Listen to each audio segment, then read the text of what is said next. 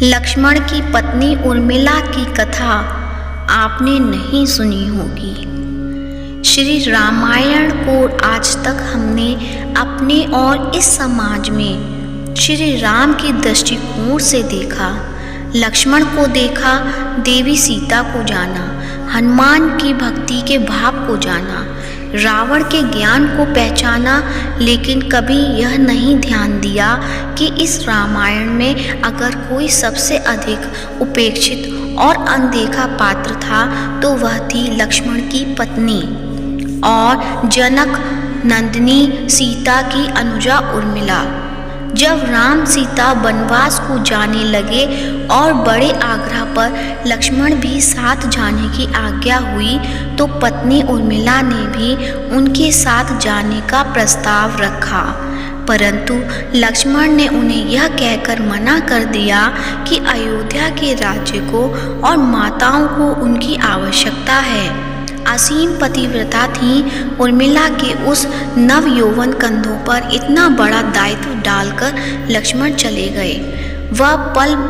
वह जीवन सरिता जो कोई भी नववधू अपने पति के साथ गुजारती है वह उर्मिला के नसीब में नहीं लिखी गई थी। पतिव्रता स्त्री ने जीवन के चंचल पड़ाव पर भी अपने पति से दूर रहने पर भी लेश मात्र भी किसी और का ध्यान नहीं किया। यह उर्मिला का अखंड पतिव्रत धर्म था। यह उर्मिला की अवर्णित, अचर्चित, अघोषित महानता थी।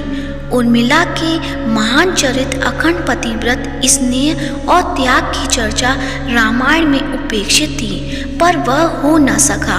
सबसे विकट क्षणों में भी उर्मिला आंसू न बहा सकी, क्योंकि उसके पति लक्ष्मण ने उनसे एक और वचन लिया था कि वह कभी आंसू नहीं बहाएंगी, क्योंकि अगर वह अपने दुख में डूबी रहेंगी तो परिजनों का ख्याल नहीं रख पाएंगी। यह कोई कल्पना कर सकता है कि अपने पति को 14 वर्ष के लिए अपने से दूर जाने देना और उनकी विदाई पर आंसू भी न बहाना किसी नवविवाहिता के लिए कितना कष्टकारी हो सकता है, कितना हृदय विदारक पल था।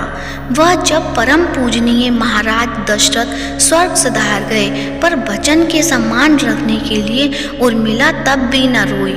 पति के लिए पिता को किया इनकार महाराज जनक अपनी पुत्री को मायके अर्थात मिथिला ले जाना चाहते थे, ताकि माँ और सखियों के सानिध्य में उर्मिला का पति वियोग का दुख कुछ कम हो सके। परंतु उर्मिला ने मिथिला जाने से सादर इनकार कर दिया, यह कहते हुए कि अब पति के परिजनों के साथ रहना और दुख में उनका साथ न छोड़ना ही अब उनका धर्म है। 14 वर्षों तक सोती रही बहुत से लोग इस बात से परिचित है कि अपने वनवास के दौरान भाई और भाभी की सेवा करने के लिए लक्ष्मण पूरे 14 साल तक नहीं सोए थे। उनके स्थान पर उनकी पत्नी उर्मिला दिन और रात सोती रही। लेकिन यह बात बहुत कम लोग जानते हैं कि रावण की बेटे मेघनाद को यह वरदान प्राप्त था कि जो इंसान 14 वर्षों तक न सोया हो केवल वही उसे हरा सकता है। इसलिए लक्ष्मण मेघनाद को मोक्ष दिलवाने में कामयाब हुए थे। रावण के अंत में और 14 वर्ष के वनवास के पश्चात जब राम, सीता और लक्ष्मण वापस अयोध्या लौटे तब वहां राम के राज तिलक के समय लक्ष्मण जोर जोर से हंसने लगे। सभी को यह बात बेहद आश्चर्यजनक लगी कि क्या लक्ष्मण किसी का मजाक उड़ा रहे हैं। जब लक्ष्मण ने इस हंसी का कारण पूछा तो उन्होंने जो जवाब दिया कि ताउम्र उन्होंने इसी घड़ी का इंतजार किया है, लेकिन आज जब यह घड़ी आई तो उन्हें निद्रा देवी को दिया गया वचन, वो वचन पूरा करना होगा जो उन्होंने वनवास काल के दौरान 14 वर्ष के लिए उन्हें दिया था। लक्ष्मण ने नहीं देखा भगवान राम का राज तिलक। दरअसल निद्रा ने उनसे कहा था कि 14 वर्ष के लिए उन्हें परेशान नहीं करेंगी, लेकिन उनकी पत्नी उर्मिला उनके स्थान पर सोएंगी। निद्रा देवी ने उनकी यह बात एक शर्त पर मानी थी कि जैसे ही वह अयोध्या लौटेंगे उर्मिला की नींद टूट जाएगी और उन्हें सोना होगा।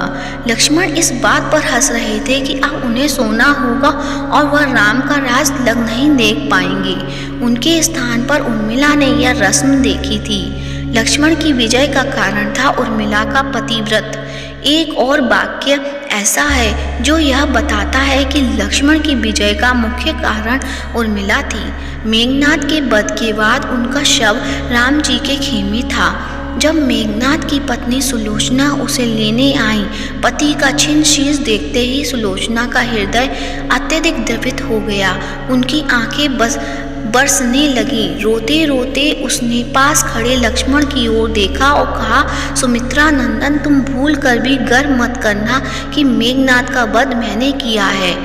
मेघनाद को धराशायी करने की शक्ति विश्व में किसी और के पास नहीं थी। यह तो दो पतिव्रता नारियों का भाग्य था। अब आप सोच में पड़ गए होंगे कि निद्रा देवी के प्रभाव में आकर अगर उर्मिला 14 साल तक सोती रही तो सास और अन्य परिजनों की सेवा करने का लक्ष्मण को किया वादा उन्होंने कैसा पूरा किया।